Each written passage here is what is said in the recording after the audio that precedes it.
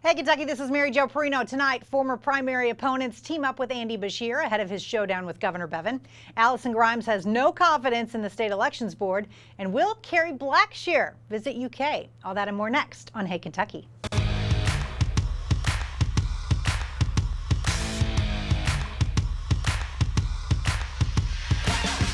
Welcome into Hey Kentucky, presented by Wendy's. I'm Mary Jo Perino, in once again for Matt Jones. Steve Romines is my co-host tonight. Good to be here, MJ. We've got some powerful stuff to talk about. Without Matt here, and I get to get a word in edgewise, it's great. I know. I hope you planned on speaking tonight. I do. All right, we begin with an interesting turn in the Kentucky governor's race.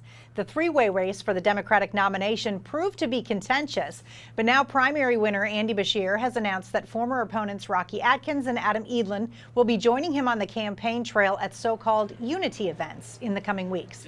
That's a different approach from a primary campaign that turned out some spirited attack ads. Andy Beshear just isn't being straight with you. He told you he's fighting corruption, but his top aide is in jail for taking bribes. He says he'll fix health care. But the cigarette companies and makers of OxyContin have spent hundreds of thousands getting him elected. Steve, I'm not surprised by this because I think the grander goal for all these guys has just been to get Matt Bevin out. Yeah. Well, what'll be a surprise? Well, I'm not sure it'll be a surprise if Robert Goforth shows up and at the unity events? Is Bevin that disliked even by some Republican candidates that they'll come out and campaign against him? And it's possible. I mean, I think so. He's really, it's unbelievable how much really all of Frankfort dislikes him. Well, and Goforth, when he ran against him, like it was all anti-Bevin. Exactly. So I don't know that he won't show up and run with, campaign with these three guys. And this happens all the time. Of course, in a primary, it's going to be, you're going to attack somewhat the opponent because you have to get a competitive edge. Yeah, I'm not surprised really that they're doing it, because for even the somewhat negative ads, it really wasn't, that nasty of a campaign.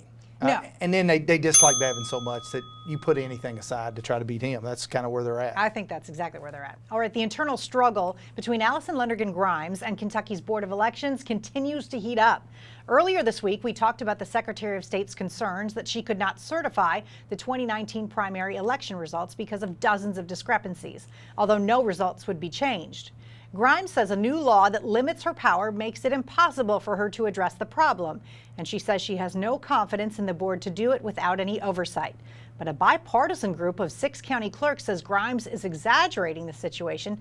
Steve, they say, the county clerks say these discrepancies happen every election year, and they're just usually taken care of before it even gets to the State Board of Elections. Yeah, and I think that's right. She's playing politics, and they're playing politics with the bill that set the whole thing up. I mean, they're all just blaming, pointing a finger at each other and complaining, which is all they do in Frankfort anymore anyway. Shouldn't that be the one office that's not partisan? It should be, well, it's a partisan race. It is, but and once you're in there.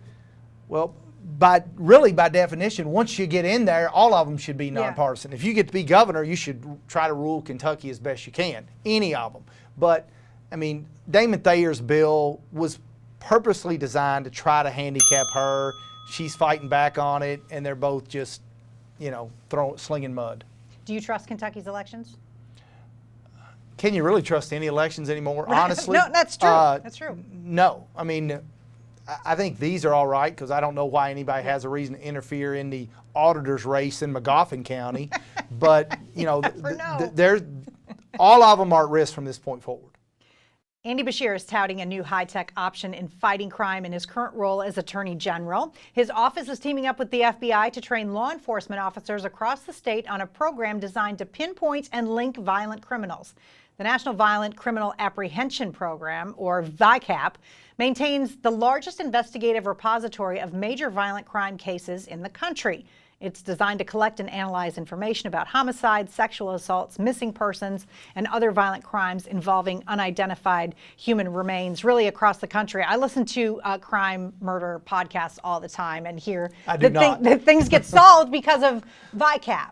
But, we're once again kind of late to the party on it. It is other places. Yeah, I mean, obviously it's a good thing. The more information you have, the better, and really, though, there's probably not that many unsolved crimes that are, like you talked about signature crimes. There's not that many of them out there. But the ones that are, it'll be probably a help to solving them.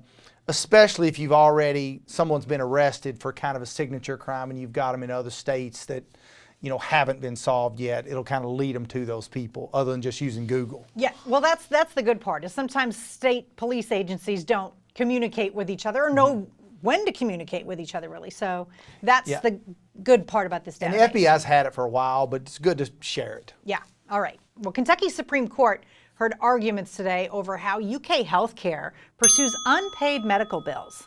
Legal groups who represent low-income patients say the university should not be allowed to use the State Department of Revenue for collections, which can lead to bank accounts being garnished and state refund checks being withheld. Advocates for the poorer patients say under the current system, they're targeted outside the court system, while patients on a second tier have the protections of collections process overseen by judges and juries. A UK spokesman says the provider tries to do its bill collecting in as sensitive and compassionate a manner as possible. Steve, I see both sides in this. They're saying it's unconstitutional to use the Department of Revenue, but UK uses it for tuition collection right now. Well, there's a difference there, though. If they use it for tuition collection for everybody that owes tuition, what they're saying here is that there's certain classes of people that the state attempts to recover those unpaid bills. However, on everyone else, they go through the legal process. They sue them. Collection process is a legal proceeding. It's just like a civil case over a car accident, and you have to go through the steps. It's clearly unconstitutional because they are treating certain classes or socioeconomic classes of people differently. The state pursues them if you are at this threshold, but you go through the court system if you're at another threshold. You have to treat everybody the same. So if they used it for everybody, they could continue to use the Department of Revenue. Okay. Now to Kentucky basketball. Coach Cal and Big Blue Nation are still waiting to see if we'll land another grad transfer for 2019. And of course, that would be Virginia Tech's Kerry Blackshear Jr. The 6'11" forward was due to make his first official visit today, but it wasn't to Lexington. The Florida native was going to be in Gainesville to talk to the Gators.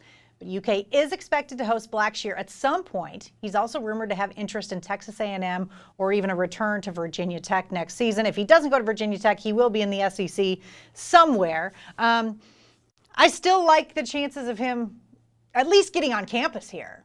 Well, if we gets on campus, we got him. Yeah. Once Cal gets him on campus, we're in pretty good shape.